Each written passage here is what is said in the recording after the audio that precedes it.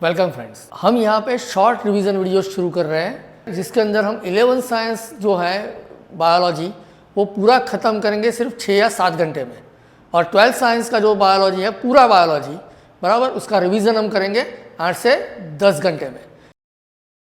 Reproductive health and population explosions. देखो यहाँ पे दो चीज़ है। रिप्रोडक्टिव हेल्थ का मतलब सिर्फ ये नहीं है कि वो फिजिकली हेल्दी हो।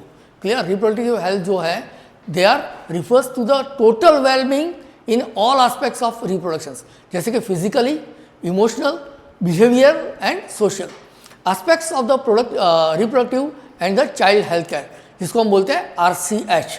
Clear? Creating awareness among people regarding reproductive organs, adolescence and sexual transmitted diseases. Clear? तो ये भी आपका रिप्रोडक्टिव जो हेल्थ है उसका ही पार्ट है। Provision of the medical facilities and care regarding problems like pregnancy, abortions, infertility, menstruation cycle etcetera. यहाँ पे भी हमें जो भी मेडिकल फैसिलिटीज़ प्रोवाइड करनी है, जो भी करना है, वो भी कहाँ पे आएगा? रिप्रोडक्टिव हेल्थ में ही काउंट होगा। Population of our country. अब ये देखो, पॉपुलेशन वाला जो प्रॉब्लम है ना, ये बहुत बड़ा है हमारे कंट्री के अंदर, क्योंकि हमारा पॉपुलेशन बढ़ता ही जा रहा है। तो population of our country is increasing exponentially, ये बहुत ही बढ़ रहा है। क्लियर? और डिक्रीज डेथ, इसका मेन रीज़न क्या है? एक तो डेथ रेट जो है वो डिक्रीज हो गया है, क्योंकि हमारे पास बहुत सारी दवाइयाँ हैं, तो डेथ रेट जो है वो डिक्रीज हो गया है। मैटरनल मॉर्टालिटी, अब देखो हमने RCH प्रोग्राम चलाया था, उसकी वजह से क्या हुआ कि मैटरनल जो डेथ रेट था वो भी कम हो गया, इन्फेंट मॉर्टालिटी है वो भी कम हो गई। माने अब जो प्रेगनेंसी के दौरान जो डेथ होती थी वो ऑलमोस्ट नील हो गई है। Clear? And the probable cause for the, तो ये जो है वो पॉपुलेशन एक्सप्लोजन के प्रोबेबल कॉज है। Now amniocentesis means foetal sex determinations. अब हमारे कंट्री में ये भी एक प्रॉब्लम है कि अगर गर्ल चाइल्ड है तो उसको हम लोग क्या करते हैं? फोर्टिसाइड्स कर देते हैं। क्लियर? तो इसके लिए पहले क्या होता था, सेक्स जानने के लिए हम एमनियोसेंटेंसिस करते थे। क्लियर? तो यहाँ से थोड़ा सा फ्लूइड लेते थे एम्ब्रियो से, और फिर उसका हम लोग जो है वो एग्जामिनेशन करते थे। अब इसको हमने टोटली बैन कर लिया है। क्लियर? कि आप ये नहीं करवा सकते। Need for the adopting the control measures as it creates a lot of problems. अब देखो पॉपुलेशन जो है उसकी वजह से प्रॉब्लम्स हमारी जो बहुत ज़्यादा बढ़ रही है। क्लियर? तो इसमें क्या करना पड़ेगा? तो पर कैपिटल कैसे प्रॉब्लम बढ़ती है? तो देखो हम we are the 4th largest economy of the world, हम अभी 4th लार्जेस्ट इकोनॉमी है, बट हमारा पर कैपिटा इनकम देखो तो 128 नंबर पे आता है। क्लियर? तो हेल्थ और इतने सारे लोग जो हैं, तो यहाँ पे health population is also affected, and our utilization of the natural resources वो नेचुरली बढ़ जाएंगे क्योंकि पॉपुलेशन बहुत ज़्यादा है। इसके लिए हमें क्या करना पड़ेगा? We have to use the contraceptive methods.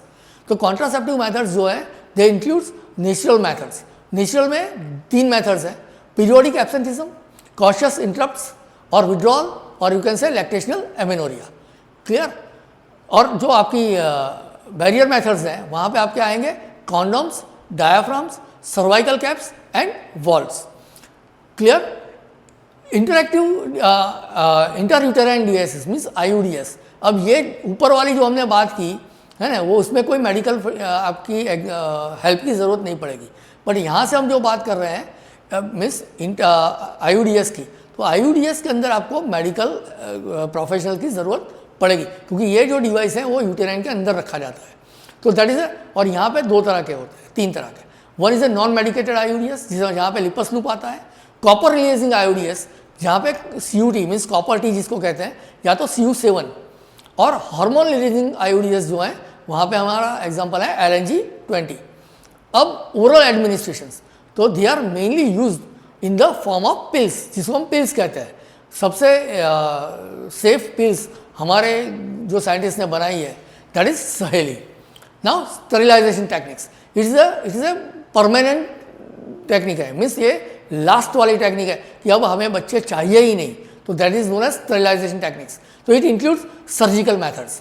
यहाँ पे ट्यूबेक्टोमी जो है वो हमारे फीमेल में होती है। It involves the cutting and the tying of the fallopian tube in a females. वो क्या करेंगे, जो फैलोपियन ट्यूब है उसको कट करके बांध देंगे। क्लियर? और मेल में अगर इसको करना है तो यहाँ पे होगा वेसेक्टोमी। तो it involves the cutting and the tying of the Vasa deference, माने यहाँ पे सीमेन प्रोड्यूस होगा पर सीमेन के अंदर वासा डेफरेंस से जो स्पर्म आने वाले हैं वो नहीं आएंगे। क्लियर? तो it is essential to educate the people about the population explosions and its adverse effects by creating awareness. अब इसके लिए गवर्नमेंट बहुत सारा खर्चा कर रही है लोगों को समझाने के लिए कि भाई आपके पास इतने ही बच्चे होने चाहिए जिसको आप अच्छी तरह से पाल सको। क्लियर? अब आ जाओ medical termination of pregnancy. Medical termination of pregnancy माने MTP। तो it is the voluntary termination of pregnancy during the first trimester, माने प्रेगनेंसी के पहले 3 महीने तक अगर आप वॉलंटरी टर्मिनेट करते हो प्रेगनेंसी को, इसको बोलते हैं MTP, also known as induced abortion. तो इसको हम इंड्यूस्ड एबॉर्शन भी कह सकते हैं। एडवांटेज ऑफ द MTP का क्या है? तो helps to get rid of the unwanted pregnancies. जो भाई अनवांटेड प्रेगनेंसी होती है, क्लियर, उससे हम इससे छुटकारा पा सकते हैं। बट डिसएडवांटेज क्या है? तो इसका मिसयूज़ होता है। Misuse of the amniocentesis to determine the sex of the baby. यहाँ पे बेबी का सेक्स पता चलता है और अगर वो फीमेल गर्ल है, मीन्स बेबी बॉय है, बेबी है, क्लियर, बेबी गर्ल है, तो उसको फिर फोर्टिसाइड किया जाता है। क्लियर? तो इसलिए इसको भी हमने लीगलाइज किया हुआ है। तो which is then followed by the MTP and it is female. Sexual transmitted diseases माने STDs, वैसे डिसीज जो कि सेक्सुअली ट्रांसमिट होते हैं। क्लियर? माने आपके बॉडी फ्लूइड से ट्रांसमिट या तो कॉन्टैक्ट से ट्रांसमिट होते हैं।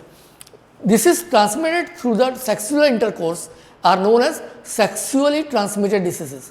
इसके एग्जाम्पल हैं gonorrhoea, syphilis, chlamydiasis and trichomoniasis और सबसे इंपॉर्टेंट एड्स।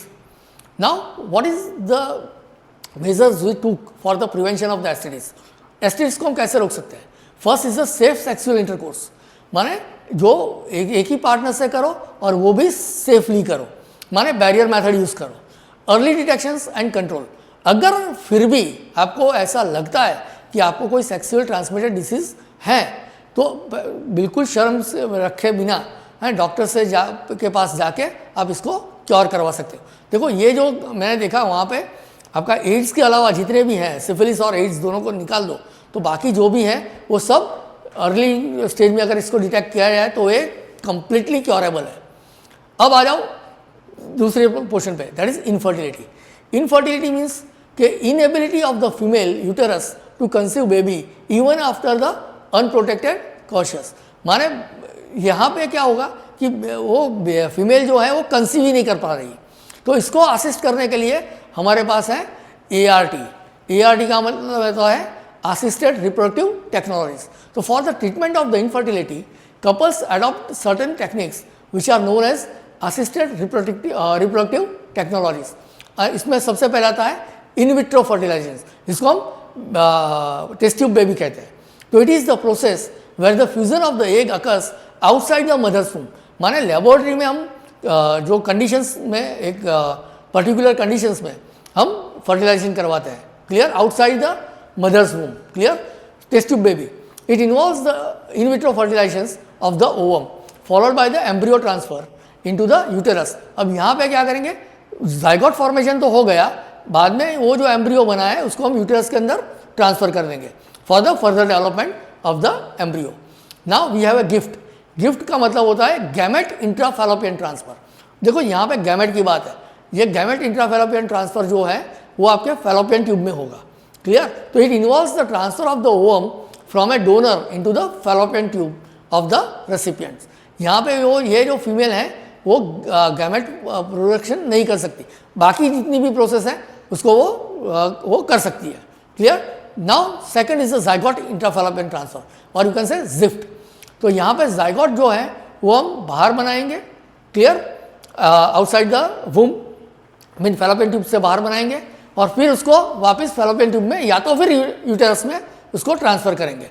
क्लियर? अगर 8 ब्लास्टोमियस तक का अगर कोई आपका जाइगोट है तो इसको हम डायरेक्टली फैलोपियन ट्यूब में ट्रांसफ़र कर देंगे, वहाँ से वो यूटेरस तक पहुँच जाएगा। फिफ्थ जो है that is intra uterine transfer. अब देखो 8 ब्लास्टोमियस से अगर बड़ा हो गया तो क्या होगा, वो फैलोपियन ट्यूब में से जाते जाते ही फंस जाएगा। क्लियर? तो इसको हमें क्या करना पड़ेगा, डायरेक्टली यूटेरस के अंदर ट्रांसफ़र करना पड़ेगा। Clear? Which is known as IUT या तो इंट्रा यूटेरियन ट्रांसफर। तो it involves the transfer of the zygote into the uterus of the recipient for the further development. Now, intracytoplasmic sperm injections, ICSI. It involves the injections of the sperm directly into the ovum. Ovum के अंदर किसी वजह से अगर sperm जो है वो ovum का लेयर नहीं तोड़ सकता, तो यहाँ पे हम क्या करेंगे, डायरेक्टली स्पर्म को इंजेक्ट कर देंगे. Clear. And intra uterine inseminations. So it is the method of the introducing the semen from the healthy donor into the uterus of the recipient.